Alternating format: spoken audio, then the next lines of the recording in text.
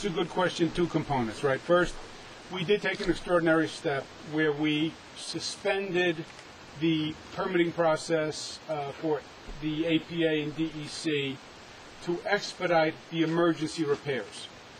You take a situation like this road. If you had to go through the entire permitting process just to replace or repair what was, this certainly would have been months. By the way, if all of this work had to go through the APA and DEC, you would have log-jammed DEC with the number of permit applications that were going in. They wouldn't have even been able to process it. So what we said was we would suspend the regulations during this emergency period for projects that are repairing what was damaged.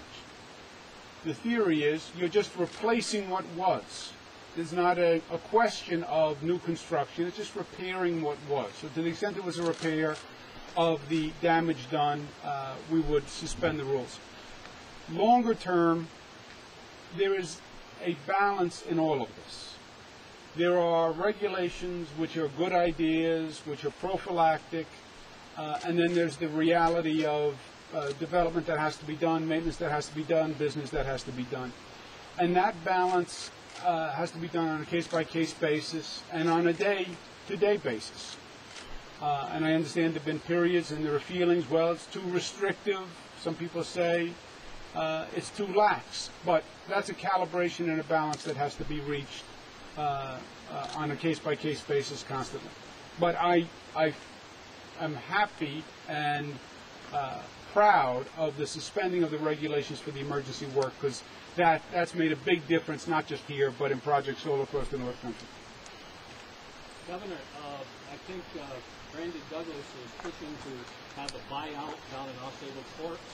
Would that come through the state or the federal government or a combination, or would you be helping them on that? Or what is the situation? That would be the federal government basically runs buyout programs. And the basic concept is, not just for the North Country, but all across the state, there's a decision that has to be made primarily by homeowners. If you have a home that is in a floodplain and has been flooded a number of times, some people say, I'd rather not rebuild on this site because I don't want to go through the constant floods.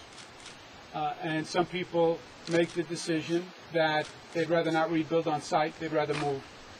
And that's, again, a decision that a homeowner could make. You need governmental assistance to allow it, to facilitate it. But some people are making that decision, and in my opinion, sometimes that's the prudent course. Thank you. All right, everybody, thank you. Okay, thank you again, guys.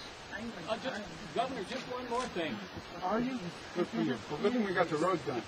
Governor, just one more thing.